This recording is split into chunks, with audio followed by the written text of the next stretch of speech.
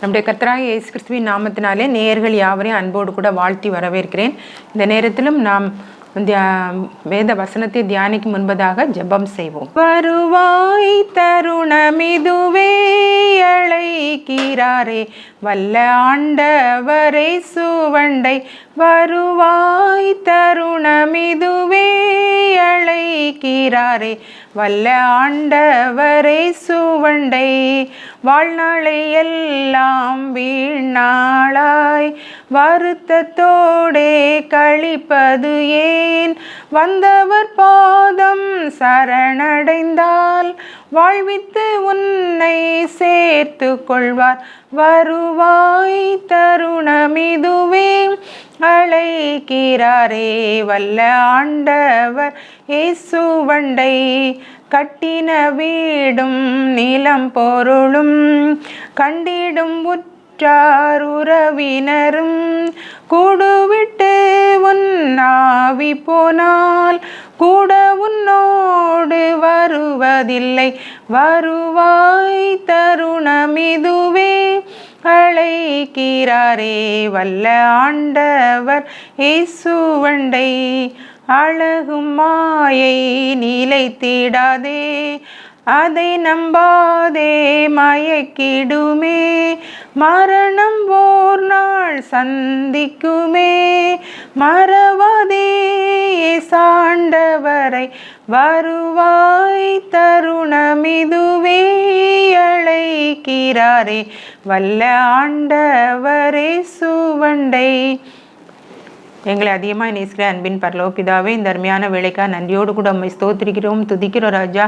ஆண்டவரே உம்மை ஸ்தோத்திரிக்கிறோம். உம்முடைய வார்த்தைகளை தியானிக்கும் முன்பதாக ஆண்டவரே இந்த ஜெபத்தை நீர் அங்கீகரித்து ஆசீர்வதிக்கும்படியாக ஜெபிக்கிறோம்.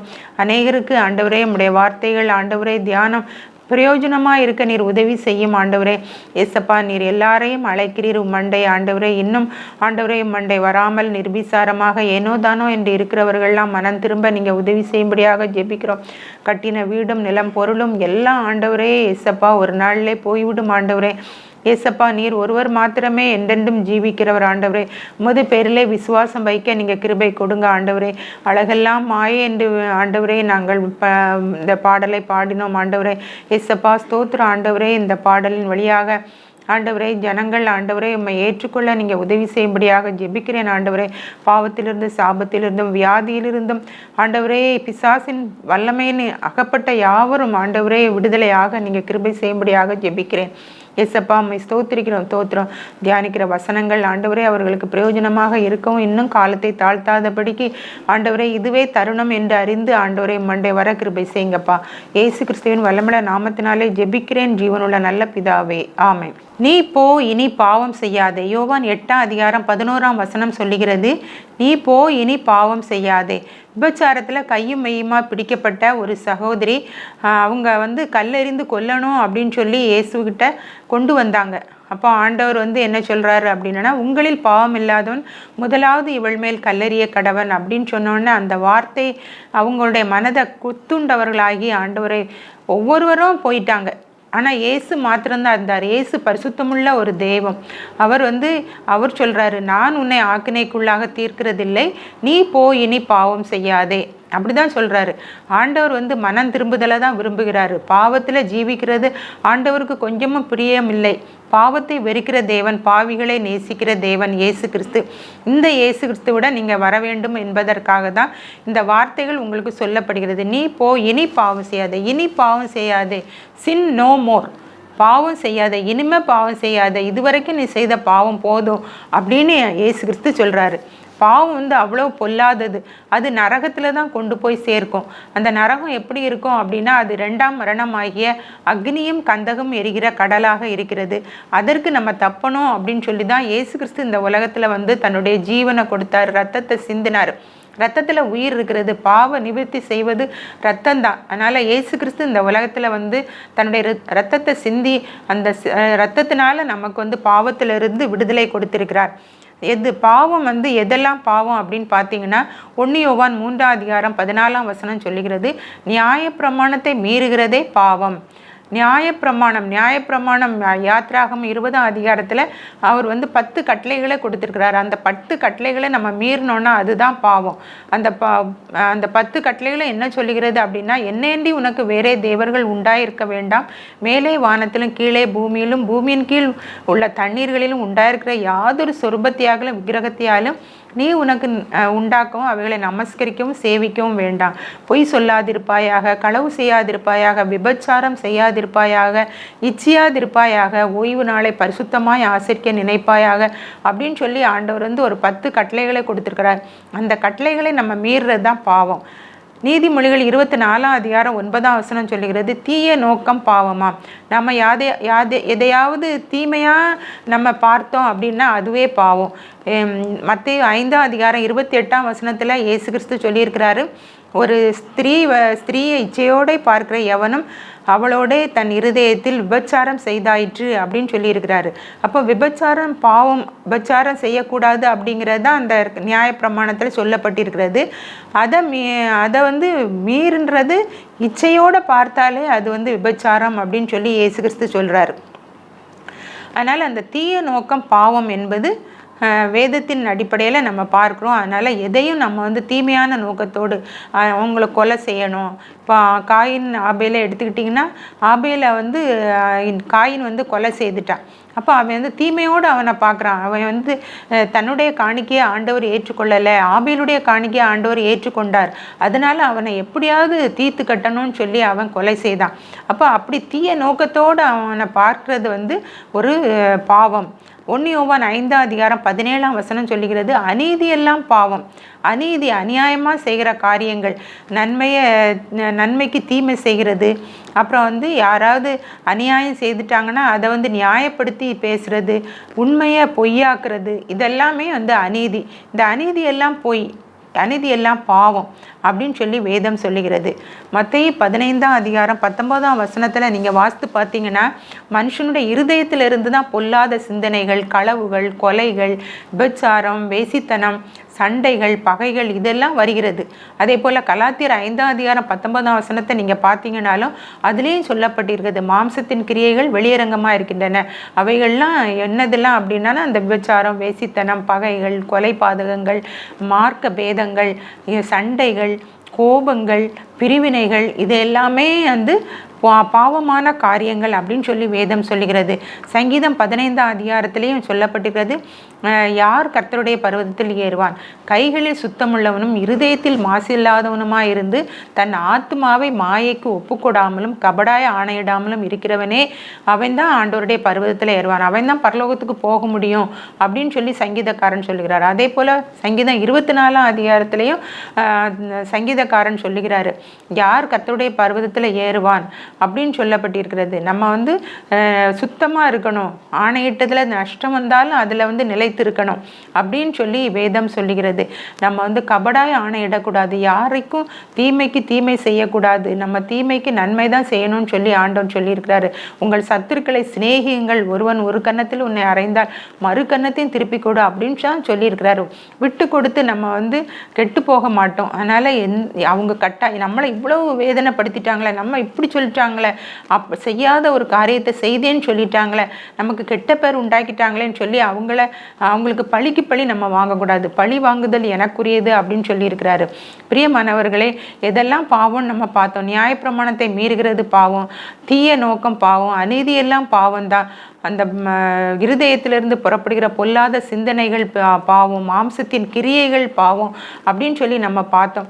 இந்த பாவத்தை எல்லாம் நம்ம வந்து செய்துட்டு அதற்கு வந்து நமக்கு பரிகாரம் இருக்குது அப்படிங்கிறத நீங்கள் அறிந்து கொள்ளணும். அதாவது இயேசு கிறிஸ்துவின் ரத்தம் தான் சகல பாவங்களை நீக்கி நம்மை சுத்திகரிக்கிறது அப்படின்னு சொல்லி 1 யோவான் 1:7 நம்ம பார்த்துருக்குறோம். பாவத்திலிருந்து நம்ம விடுதலை ஆகணும், நம்ம பரிசுத்தமாக ஜீவிக்கணும். அதற்காக தான் ஆண்டவர் இந்த உலகத்தில் நம்மளை பிறக்க வைத்திருக்கிறார். அதனால நம்ம இஷ்டம் போல் உலக இன்பத்திலேயும் மாயைக்குள்ளேயும் நம்ம சிக்கி கொள்ளாமல் அதற்கு தப்பித்து கொள்ளணும் அப்படின்னு சொல்லி ஆண்டவர் நமக்கு வழியை காட்டியிருக்கிறார். நம்ம வந்து பரலோக ராஜ்யத்துக்கு போகணும், அதுக்கு தான் இந்த உலகத்தில் நம்ம ஜீவிக்கிறோம். இந்த பாவத்தை வந்து நம்ம மறைக்க முடியாது. வேதத்தில் ஒரு சில காரியங்களை சொல்லி நம்ம பாவத்தை மறைக்க முடியாது, அந்த பாவத்துக்கு தண்டனையும் உண்டு அப்படிங்கிறத இந்த வேத வசனங்களின் மூலமாக நம்ம அறிந்து கொள்ளணும். எபிரேயர் 4:13 சொல்லியிருக்கிறது, அவருடைய பார்வைக்கு மறைவான சிருஷ்டி ஒன்றும் இல்லை, சகலமும் அவருடைய கண்களுக்கு முன்பாக நிர்வாணமாயும் வெளியரங்கமாயும் இருக்கிறது, அவருக்கே நாம் கணக்கு ஒப்புவிக்க வேண்டும். எந்த சிருஷ்டியும் அவர் உண்டாக்குன ஒரு செல்லுனாலும் அது வந்து கண்களுக்கு மறைவானது இல்லை அப்படின்னு சொல்லி ஆண்டவர் சொல்கிறாரு. அவருடைய பார்வைக்கு மறைவான சிருஷ்டி ஒன்றும் இல்லை, சகலமும் அவருடைய பார்வைக்கு நிர்வாணமாயும் வெளியரங்கமாயும் இருக்கிறது அப்படிங்கிறத நம்ம வேதத்தில் பார்க்குறோம். பிரியமானவர்களே, நம்ம வந்து நாம் கணக்கு ஒப்பிக்கணும், அவருக்கே நாம் கணக்கு ஒப்பிக்க வேண்டும் அப்படின்னு சொல்லி எபிரேயர் 4:13 நம்ம பார்க்குறோம். பாவம் செய்து நம்ம வந்து தப்பவே முடியாது. அந்த முதலாவது ஆதாம் ஏவாள்கிட்ட ஆண்டவர் ஆதாம்கிட்ட ஏவாள்கிட்டையும் சொல்லியிருந்தாரு, இந்த மரத்தின் கனியை மட்டும் நீங்கள் புசிக்கக்கூடாது அப்படின்னு சொல்லியிருக்கிறாரு. ஆனால் சாத்தான் வந்து அவங்கள நீங்கள் புசித்தீங்கன்னா தேவர்களை போல் ஆயிடுவீங்க, அதனால் நீங்கள் வந்து பயப்படாதீங்க, அவர் சொன்னாருனாலும் நீங்கள் சாகவே சாக மாட்டீங்க அப்படின்னு அவன் சொன்னது அவங்களுக்கு இன்பமாக இருந்தது. ஏன்னா அந்த பழம் அவ்வளோ அழகாக இருந்தது, பார்வைக்கு இன்பமாக இருந்தது. அதே போல் தான் உலகத்தில் உள்ள காரியங்கள்லாம் இன்பமாக இருக்குது, எளிதாக நம்ம அந்த காரியத்தை அடைய முடியும் அப்படின்னு சொல்லி இருக்கிறது. அதனால தான் நிறைய பேர் அந்த பாவத்தில் சிக்கி அதிலிருந்து விடுபட முடியாமல் சிக்கி தவிக்கிறாங்கங்கிறத நம்ம அறிந்திருக்கிறோம். பிரியமானவர்களே, இந்த ஏவாள் செய்த பாவத்தை மறைக்கவே முடியலை. அவங்க என்ன செய்தாங்க, உடனே நம்ம நிர்வாணி அப்படின்னு நினச்சி அத்தி இலைகளை தைத்து போட்டாங்க, ஒரு மரத்துக்குள்ளே போய் ஒளிச்சு நின்னாங்க. ஆண்டவர் வந்தார், ஆதாமே நீ எங்கே இருக்கிறா அப்படின்னு கேட்டதுக்கு அவன் என்ன சொல்கிறான், நான் வந்து நிர்வாணி அப்படிங்கிறத அறிந்ததுனால ஒளித்து இருக்கிறேன் அப்படின்னு சொன்னான். அப்போது பாவம் செய்தால் நம்ம என்ன செய்ய வேண்டியது இருக்குது, ஒழிக்க தான் வேண்டியது இருக்குது.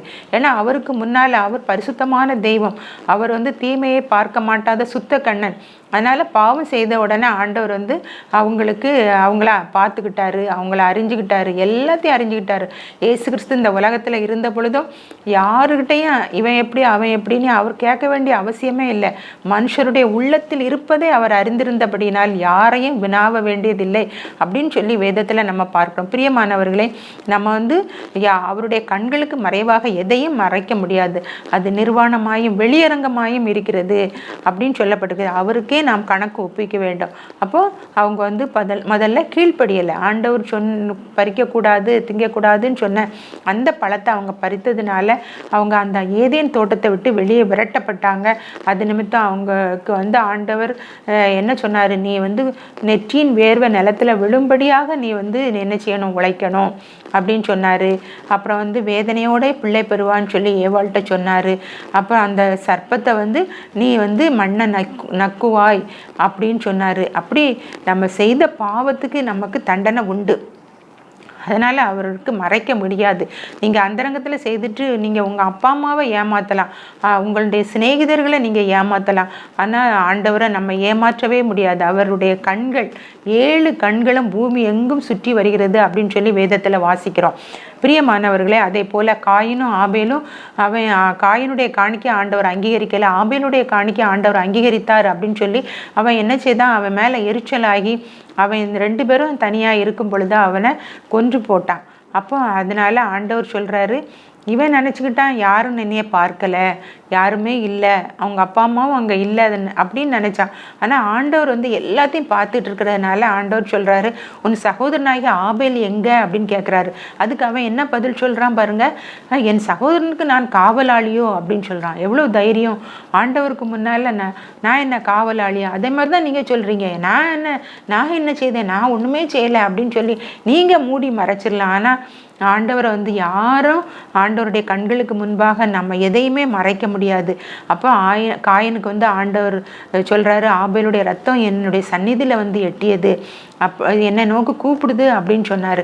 அதனால் நீ போகிற இடங்கள்லாம் உனக்கு விதைக்கிற விதைகள் முளைக்காது, நீ பயிரெல்லாம் நீ விளையாது அப்படின்னு சொல்கிறாரு. நீ போகிற இடங்கள்லாம் உன்னை என்ன செய்வாங்க, எல்லாரும் பகைப்பாங்க அப்படின்னு சொல்லி ஆண்டவர் சொல்லும்போது அவன் சொல்கிறான், ஆண்டவரே நீர் இட்ட தண்டனை எனக்கு சகிக்க முடியாது அப்படின்னு, என்னை யாரும் பார்த்தாங்கன்னா என்னை கொண்டு போட்டுருவாங்களே அப்படின்னு சொல்கிறான். அப்போ ஆண்டவர் அவனுக்கு மேலே ஒரு அடையாளத்தை போட்டு காயினை கொல்றவன் யாவரும் சபிக்கப்பட்டவன் அப்படின்னு சொல்கிறாரு. அப்படி ஆண்டவர் இரக்கமுள்ள தேவன். நம்மளுடைய பாவங்களை நம்ம அறிக்கையிடும்போது ஆண்டவர் நம்மளை மன்னிக்கிற தேவனாக இருக்கிறார். அதே போல தான் தாவீது பத்சேபாளை, அவன் உரியாவினுடைய மனைவி. அப்போ அதை பிறனுடைய மனைவியை இச்சியாதிருப்பாயாக அப்படின்னு சொல்லி கற்பனை இருக்குது. அப்போ அந்த கற்பனை அவன் மீறி அந்த பத்சேபாளை தனக்கு மனைவியாக எடுத்துக்கொண்டது மட்டுமல்லாமல் அந்த உரியாவையும் என்ன செய்கிறான், கொலை செய்கிறான். கொலை செய்ததுனால தான் அவன் தைரியமாக அவளை தனக்கு மனைவியாக்க முடிஞ்சது. முதல்ல அவளை கற்பழித்தான், அதுக்கப்புறம் அவளை என்ன செய்தான், தனக்கு மனைவியாக்கி கொண்டான், உரியாவை கொலை செய்தான். இந்த பாவங்கள்லாம் அவனுக்கு நம்ம செய்கிறது பாவம்னு சொல்லி அவனுக்கு தெரியலை. அவன் பாட்டுக்கு என்னால் போல இருக்கிறான். அப்போ நாத்தான ஆண்டவர் அனுப்பி ஒரு ஓமை மூலமாக அவனுடைய பாவத்தை ஆண்டவர் சொல்லி கொடுக்குறாரு. அப்போ அவன் அப்பமும் அவன் நினைக்கவே இல்லை, நம்மளை பற்றி தான் சொல்கிறாங்கன்னு நினைக்கல.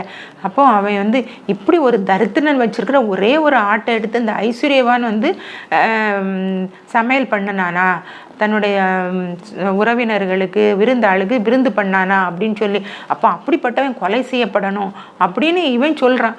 அப்போ நாத்தான் சொல்கிறான், நீயே அந்த மனுஷன் அப்படின்னு சொல்கிறான். அப்போ தான் அவனுக்கு உணர்வு வருது. பாவம் செய்ய மட்டும் நமக்கு உணர்வே வராது. ஆனால் அந்த உணர்வு நம்ம பாவம் செய்ய தூண்டுகிற அந்த சத்துருவை நம்ம முறியடிக்கணும். இந்த பாவம் செய்யும் பொழுது ஆண்டவரை நோக்கி நம்ம கூப்பிடும்போது ஆண்டவர் அந்த பாவத்துக்கு விலக்கி நம்மளை பாதுகாக்க வல்லமை உள்ள தேவனாக இருக்கிறார்.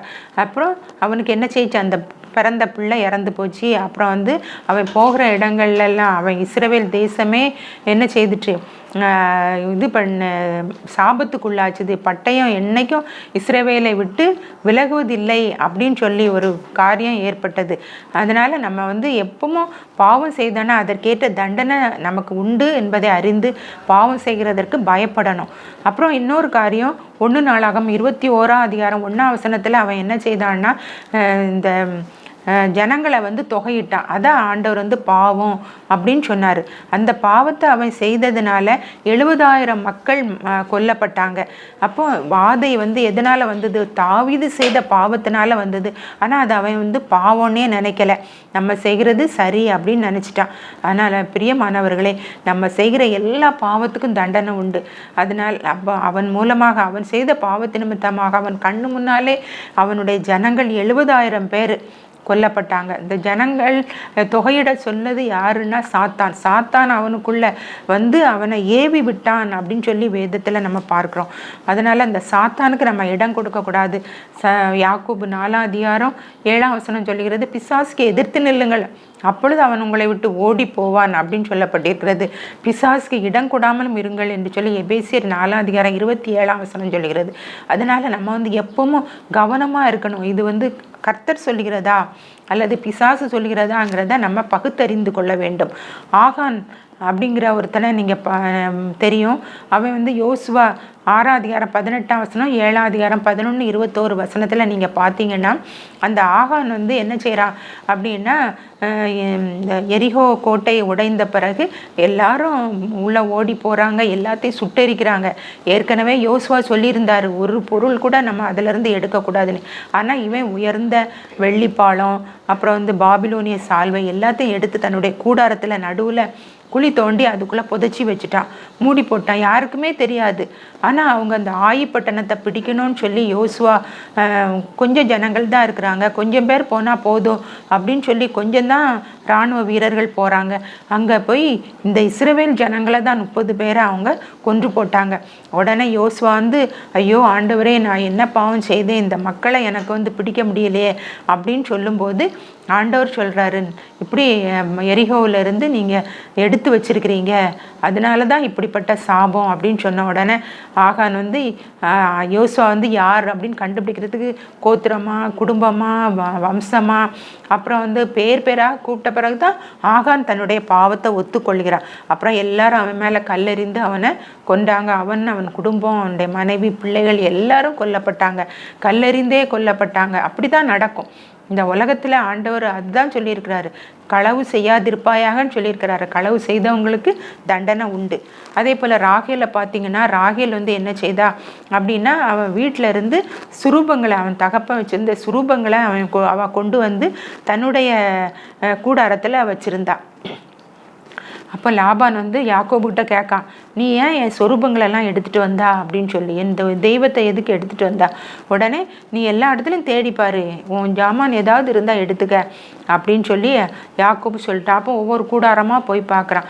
அப்போ ராகேல் வந்து எழும்பாமல் இருந்தா. அப்போ ராகேல் தான் அதை என்ன செய்கிறா, ஒழிச்சு வச்சுக்கிட்டு அதுக்கு மேலே உட்காந்துக்கிட்டா. ஆனால் அவங்ககிட்ட என்ன சொல்கிறா, பொய் சொல்கிறா. ஸ்திரீகளுக்குள்ள வழிபாடு இருக்குது, அதனால தான் நான் உனக்கு முன்னால் எழும்பலை அப்படின்னு சொல்லி தன் தகப்பன்கிட்ட பொய் சொல்கிறான்.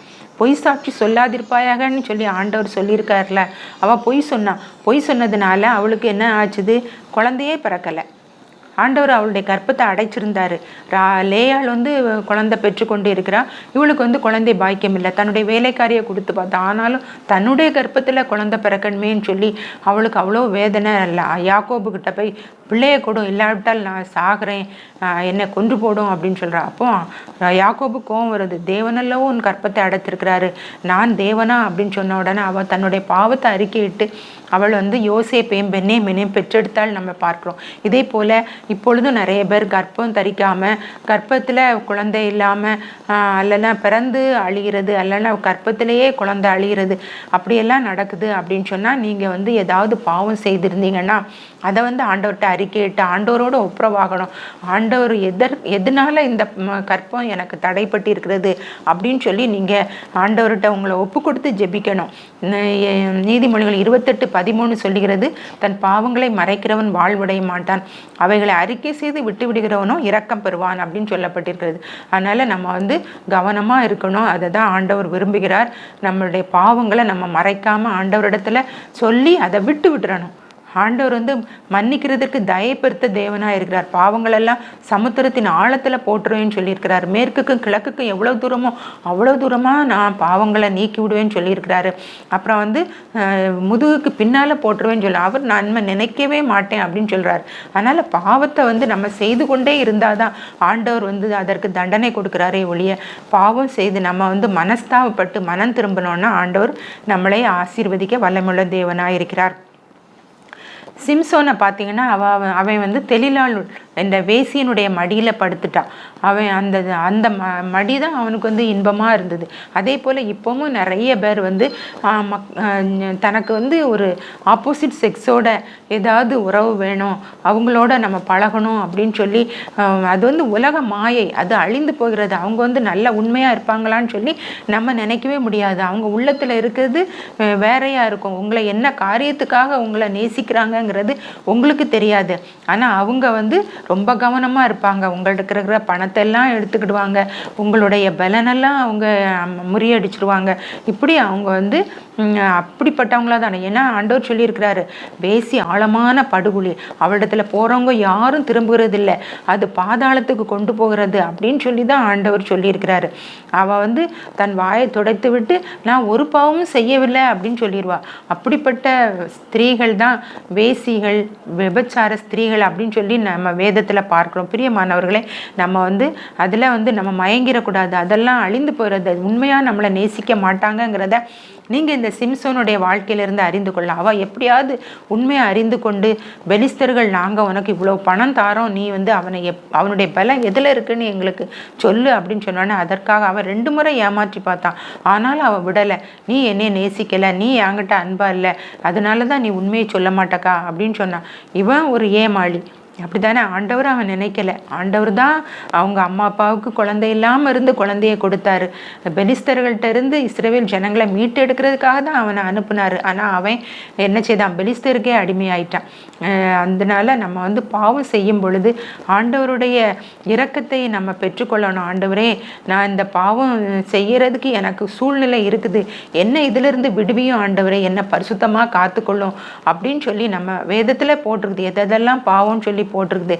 இந்த விபச்சாரம், வேசித்தனம் அது பாவம் அப்படின்னு சொல்லப்பட்டிருக்கிறது.